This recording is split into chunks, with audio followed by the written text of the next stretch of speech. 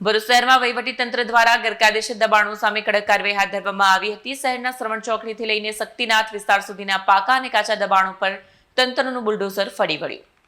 શહેરમાં વહીવટીતંત્ર દ્વારા ગેરકાયદેસર દબાણો સામે કડક કાર્યવાહી હાથ ધરવામાં આવી હતી। શહેરના શ્રવણ ચોકડીથી લઈને શક્તિનાથ વિસ્તાર સુધીના પાકા અને કાચા દબાણો પર તંત્રનું બુલડોઝર ફરી વળ્યું। કાર્યવાહી દરમિયાન રસ્તા અને જાહેર જગ્યા પર કરાયેલા ગેરકાયદેસર બાંધકામો દૂર કરવામાં આવ્યા। આ અભિયાન અંતર્ગત સ્વામિનારાયણ મંદિર અને મોઢેશ્વરી મંદિર સહિત આસપાસના શોપિંગ સેન્ટરોના દબાણો પણ તોડવામાં આવ્યા। મોઢેશ્વરી મંદિરનું કમ્પાઉન્ડ તેમજ સ્વામિનારાયણ મંદિરનું કમ્પાઉન્ડ પણ દબાણ હેઠળ આવતા તેને દૂર કરવામાં આવ્યું। તંત્રની આ કાર્યવાહી દરમિયાન પોલીસ બંદોબસ્ત ગોઠવવામાં આવ્યો, જેથી કાયદો અને વ્યવસ્થા જળવાઈ રહે। કેટલાક સ્થળોએ વેપારીઓ અને સ્થાનિકોમાંથી વિરોધના સ્વર ઉઠ્યા હોવા છતાં તંત્રએ કાર્યવાહી પૂર્ણ કરી હતી।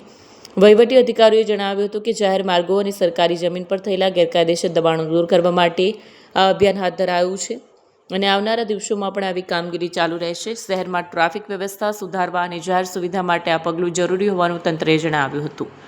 વિડીયો જર્નાલિસ્ટ વિરેન્દ્ર પાટીલ સાથે સત્યા ટીવી ન્યૂઝ ભરૂચ।